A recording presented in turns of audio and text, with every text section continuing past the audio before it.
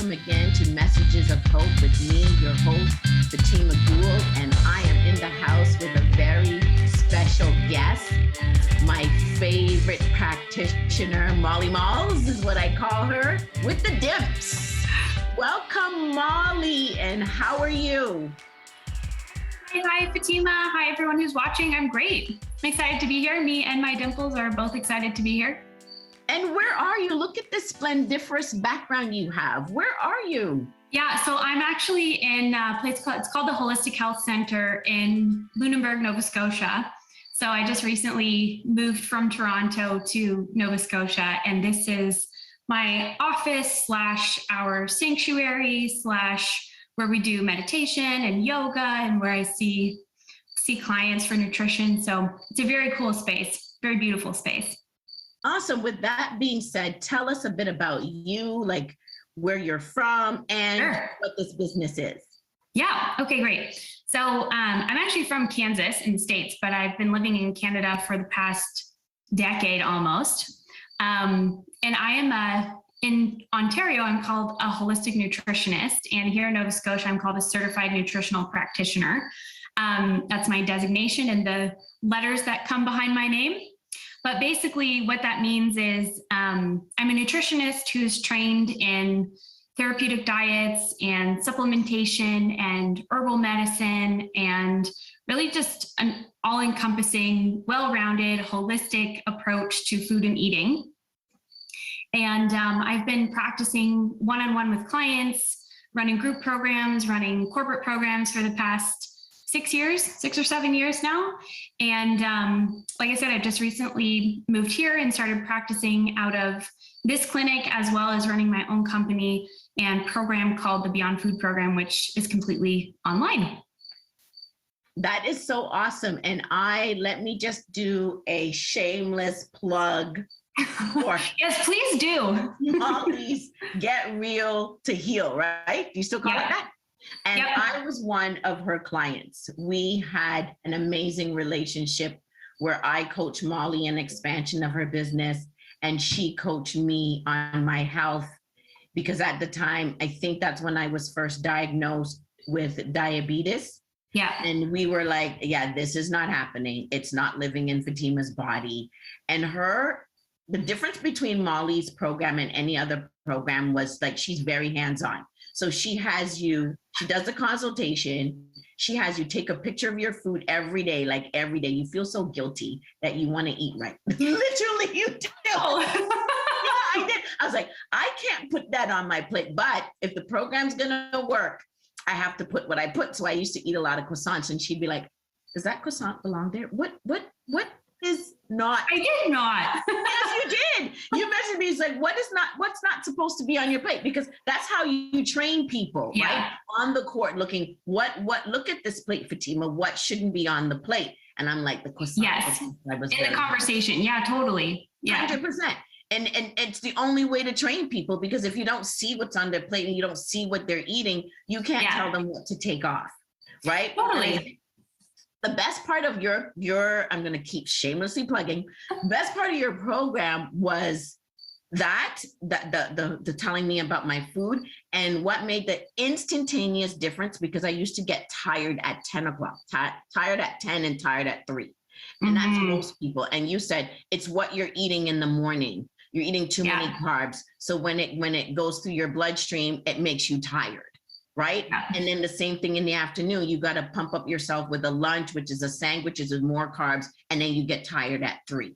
So that to me made the instantaneous difference with you telling me what was on my plate and when to eat certain foods and when not to eat certain foods. So for me, that made a huge difference. The fact that I lost 10 pounds made a huge difference. And the fact that you had me look at my poo made a huge difference. Well, you got to, right? Because how do you know what's going on in your body, right? Yeah. And so that's what I appreciate about it. It was online, plus we had you as a coach and you were very hands-on and you took on my whole family. So I'm like, all heels to Molly. Thank you for the shameless plug. No problem. No problem. And so when we look at that, hearing somebody give a testimony of what it is that you have done, and I'm sure, you've done this for so many people from Kansas to Canada. Kansas to Canada, that rhymes, That right? works. So what does, hearing that, I know that sounds like a lot of hopefulness in there. Your testimonies have to be filled with hope when you hear them. What does that mean to you for people to have that kind of hope as a practitioner? Yeah, well, it's an interesting question because I think that a lot of people actually, when we start working together, are very hopeless. It's there's a lot of kind of information floating around, and many people have had experiences with their health where they try something and don't get results, or they try something and don't stick to it, and that gets internalized really fast. Like, I'm lazy, or I can't do this, or this won't work for me. And so I don't know if this is exactly your question, but for me, that's a really critical part of my job, is helping people to unlearn that so that they can have hope and they can tap into their own capabilities and their untapped motivation and start to see successes. And that's, I love the food part because it's useful, but being able to see people get back on the horse when normally they wouldn't is one of my favorite things about working with people. And like you said, I am very hands-on, and I meet with my clients regularly for that reason, because that's what I want to avoid, is the hopelessness or the continuation of the hopelessness. So for me, what I'm hearing for you, what hope means, especially when dealing with your clients, is it gives you a certain satisfaction. And that satisfaction allows you to be hands-on. Yeah. And I think what hope also means to me, and especially when people can tap into that, I think what that means in the health world is previously unavailable success. People having success in a place where they didn't think it was possible. That's good. That's a good way of answering that question. Yeah. It makes available for you to be able to give people hope in an area where they previously didn't have that. And that's so true, because if I look at my life, and diabetes runs on my mom's side, diabetes runs on my dad's side. My dad died at 57 due to complications of diabetes that he didn't look after. So I'm 54. So 3 years from now would have been my lifespan. And that would have just overplayed in my head over and over. I remember that. It was really a fear that you had, that we 100%. had many conversations about. I remember that. 100%. And then when you coach my husband and my daughter, her fear was she's going to get the health problems that plague her family. So it was a generational pattern of behavior and a fear that she had. And she was only, 19 having this fear, right? And with you coaching us on the court, you help to alleviate that fear. So, when she gets older, I'm sure she'll either come looking for you or somebody like you to help her. Yeah. So that's great. And I think if I can add one thing to my original answer, just as you're talking, it's like, hope to me is when people have things in their hands, like they can do something about it. They're not just a leaf in the wind to the circumstances of their life. In this case, generational conditions or generational fears. 100%. So I'm hearing a lot of things that you are doing to promote hope in the world. But if you could just narrow it down to 2 or 3, you inside of your program, or you, the essence of Molly Sanders, how were you promoting hope in the world? How am I promoting hope in the world? Well, I don't know how to narrow it down to 2 or 3, but I think that one of the ways that's really right there for me right now is the dialogue between kind of holistic health and conventional medicine. That's one way. like really promoting collaboration between like Western medicine and more integrative and holistic approaches. That's one thing, because I think when those are pitted against each other, which happens on both sides, you know, it's not just one, but when they're pitted against each other, it's really not in service of the patient or the client, right? And so that's one way, I think, is opening up those channels of communications and dialogue. And I think the other way is through like empowering individuals for their health. So whether that's working with people on patient advocacy, you know, how to have hard conversations with like your practitioner, whoever that may be, how to ask the right questions, how to navigate what can often be a really complex, complicated, scary system. I think those are the two things that resonate the most for how I'm spreading messages of hope and spreading hope. Because I think, again, when when actions are in the hands of the patient or the client, or when people can really start to own, well, I know this is my body and I have a say in what happens to it. And I have a say, no matter what other people are telling me, I have a say about that.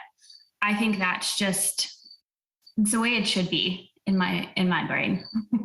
And my question to you, let's take it personal.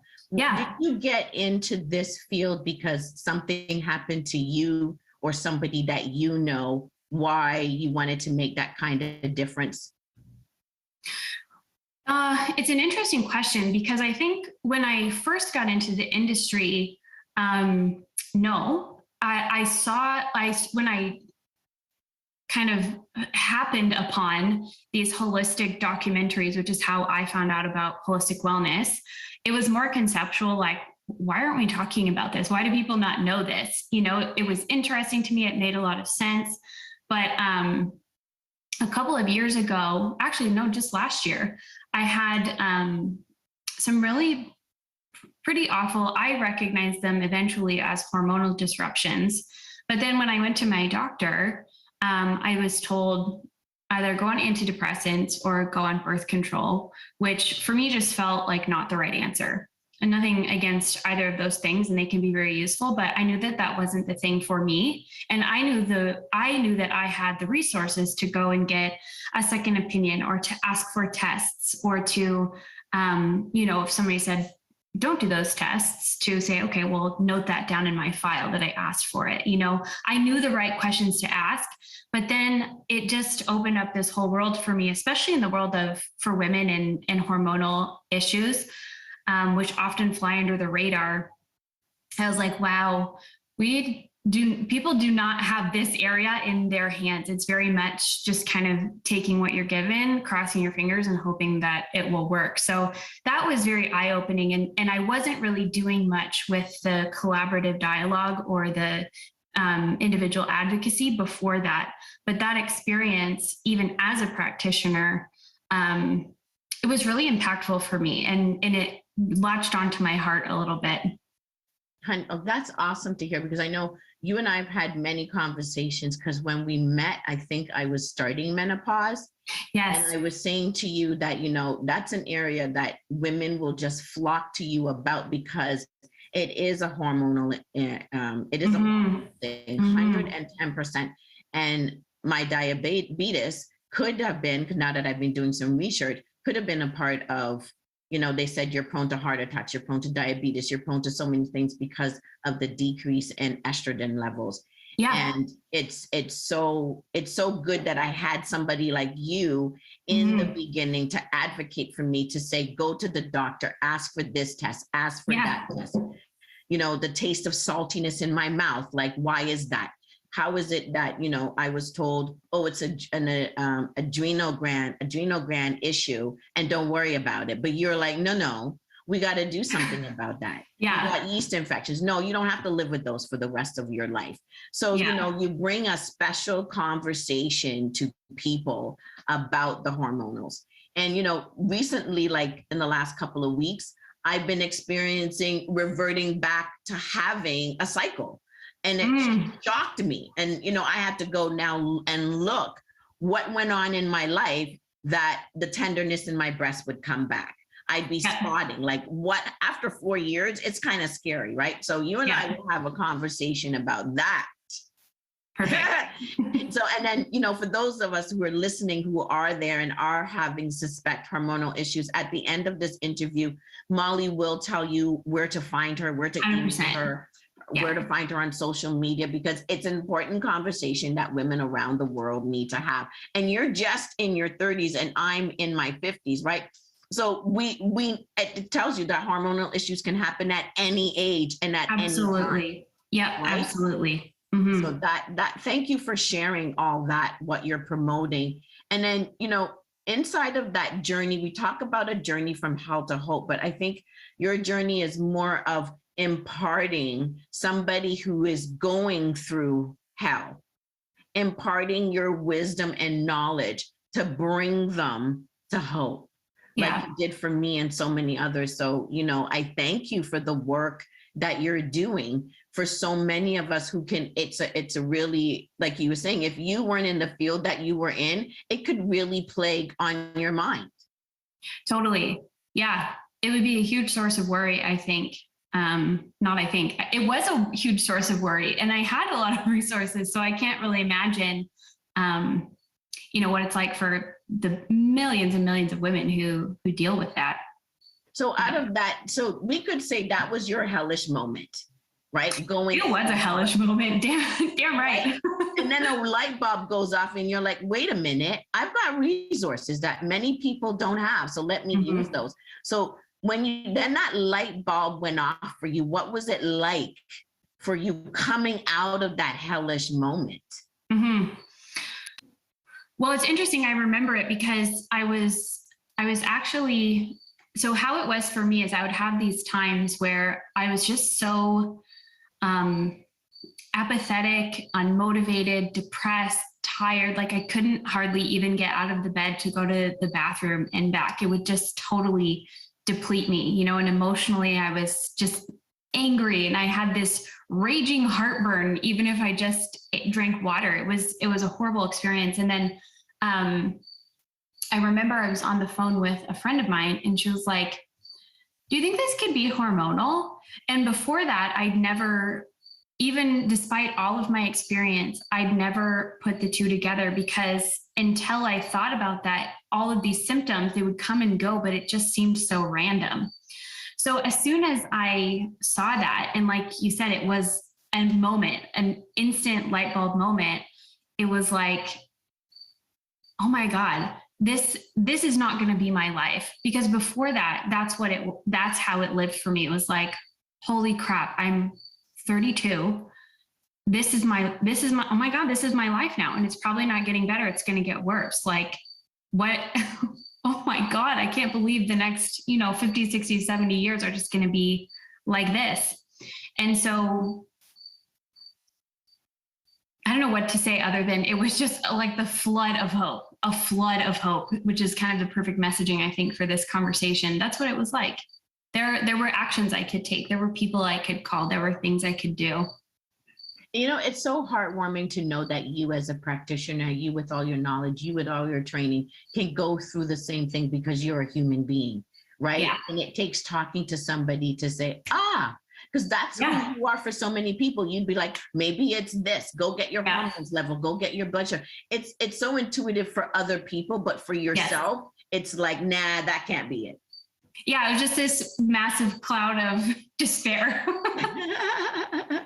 But it's good that you had, and one of the things I would say to people watching this is like, talk to people, share your journey of despair, share your hellish moments with people you can trust, because they may say something. Somebody might step up to you and say, smile.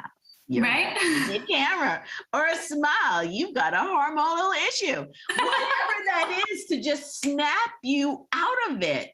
Yeah. Right. And especially during a pandemic where everything is heightened. Yeah. Everything is heightened. Everything is heightened.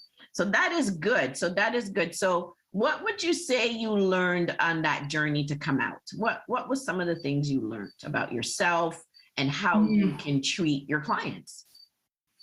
Yeah, I think one of the biggest things that I learned and developed out of that is compassion, one. And definitely like inwardly directed. I think I had a lot of compassion for other people in the spaces that they were in. But I learned a lot about having compassion and making the environment safe for yourself, like what that requires to promote healing. So that's one thing. And I think the other thing is just, I don't know how to say this. It's like I spent a lot of time comparing myself at that time to either my previous self or this ideal self that I thought I should be at that point. And I stopped doing that, and that has been such, that it's been really life-giving to be able to stop doing that. Because even now I'm dealing with some of the after effects of that. Like I gained a lot of weight during that time. There are some times where I can do physical activity. There are some times when I can't. But it's not a problem for me right now. I have a lot of space to give myself for rest and to love what I see in the mirror most of the time,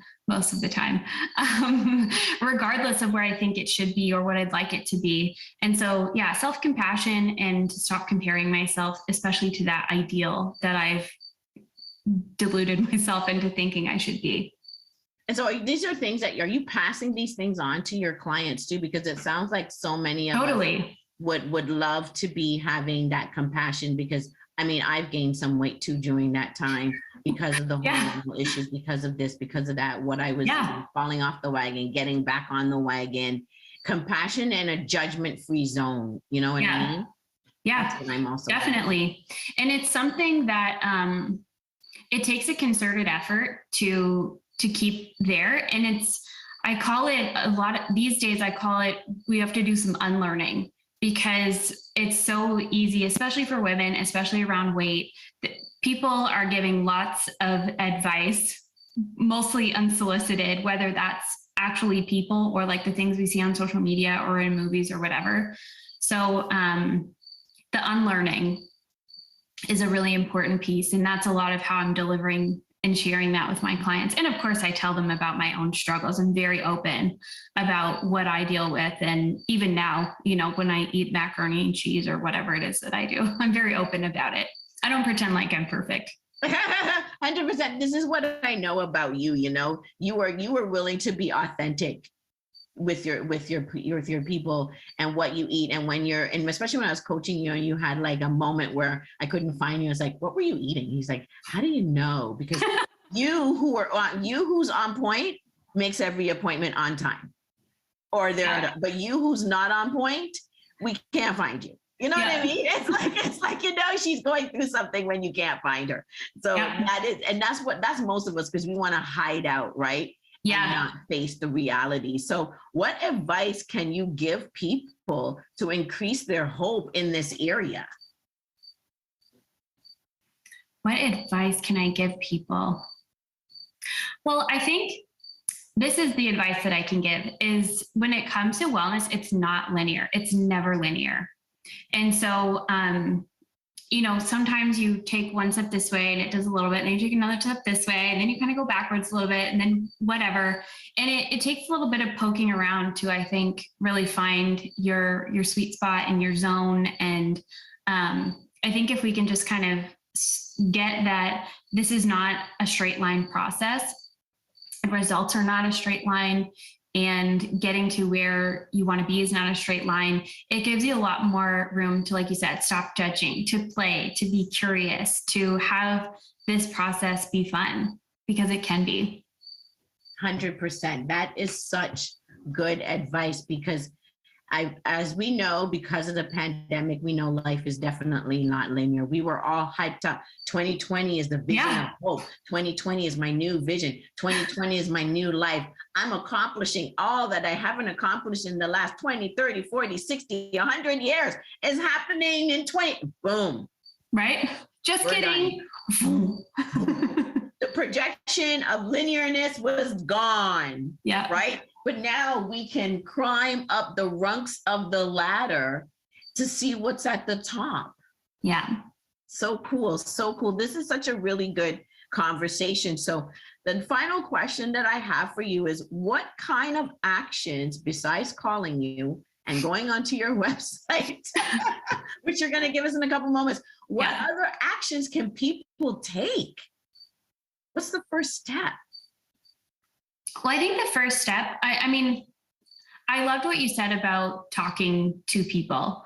I think talking about it, whatever the it is, because, and it doesn't even have to be with a professional, you know, mine was a conversation with a friend, but somebody knows somebody, or somebody has dealt with something similar, or, you know, they have some type of knowledge that they can share with you, and it can only be shared if you share first. So I think open your mouth, don't hide anything. There's no shame. There's nothing to be ashamed of about anything. But when you start talking about it, at least whatever you really want has a chance. 100%. That is a call to action, people. Open up your mouth and start to talk. So from today, from the time you see Molly's dimples, from the beginning of this interview to the end, pick up the phone and call somebody and share what it is that you're dealing with, whether it's hormonal, whether it's with your food, whether it's with something strange in your poo. I mean, something strange in your poo, like I can know when I'm sick, when there's a sicky smell to it, like that's off. And I know something is going on. So, you know, if you're even smelling something off, you know, call somebody, go on Molly's website, email her, because, you know, the stuff that we excrete out of our bodies as waste is a tall tale of what is going on. Even the smell of your pee smells rancid, and it's off. Something is going on. For me, it was the salty taste in my mouth that I couldn't get. I went to the dentist. Nobody could tell me what that saltiness was. And I had to share with people, what is that? And the remedy for it was to get up every day and drink lemon water and get plenty of sleep. And I know I'm having that fatigue when I don't get enough sleep, the salty taste comes back. And it goes back to what you were saying, know thy body. Yeah, it's become a barometer for you that, oh, we're going, I love that. Know thy body, right? And that's one of the things that you got me hip to, was knowing my body. You know, as women, we can tell that our cycle is coming. We get, our boobs get full, our stomach starts to hurt, we get cramps. There's always a tall tale side. Well, your body's always speaking to you. One way or another, it's always speaking. And that's one of the other things I got from you, was to listen when my body is speaking. It's getting tired at 10 and 2 for a reason. What are the things you're eating? How is your body processing? And you went through how my body was processing that with me. Yeah, I couldn't have said it better myself. You're hired. Shameless plugs. And, you know, and we revert, and it got reversed. So I went from being diabetic to pre-diabetic, and I'm in holding still at that now for 2 years. So, and another thing about Molly, I'm in the health food store. Molly, should I get these kind of chips? She's like, Fatima, chips is chips. It's made out of potato. Potato is a starch. There's no such thing as a healthy chip, Fatima. Click. Like, what is you gonna say? That's like the only time you call me is when you're in the health food store these days. Right. But the thing is, and she picks up. Well, she's like intuitively knows, okay, Fatima must be in some health food store trying to pick up some nonsense that doesn't work for her body. So I must answer her. You're so funny. So Molly, I just want to thank you for coming on. It's been so great to see you. I wish you all the best. And thank you. They don't know what's hit them. They don't. They better get ready. They better get ready. You know, play this video over and over again. Give yourself some shameless plugs. Right. So now tell us where we can find you on social media, the internet. Where can we find Miss Molly Sanders? Yeah, I think probably the best way is you can find me on my website, which is www.mygetrealtoheal.com. Or you can also find me on the website of the Holistic Health Center here in Lunenburg. And if you just Google Holistic Health Center Lunenburg, you will find it. Right. And are you on social media? I am on social media, just my name, Molly Sanders, Facebook, Instagram, LinkedIn. You can find me there. So, as always, you are my shining, guiding light, my angel. And I love you to the moon and back because I love you too. you added like, I think maybe 3, 4, maybe now I'm going to make it to 100. So hell yeah.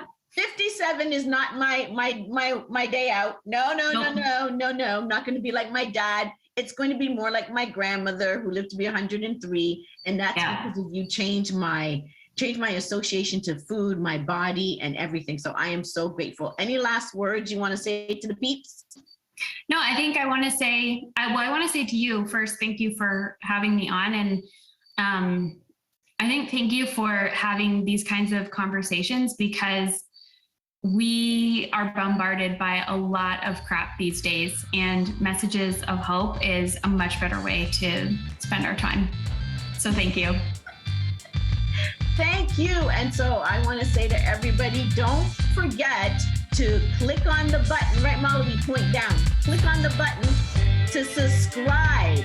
Yes. Turn on the notification button, and you will hear whenever any videos, new videos and new content, new interviews get posted. And don't forget to like and comment. So I wish everyone a great day and have a super fantabulous day now. Bye-bye.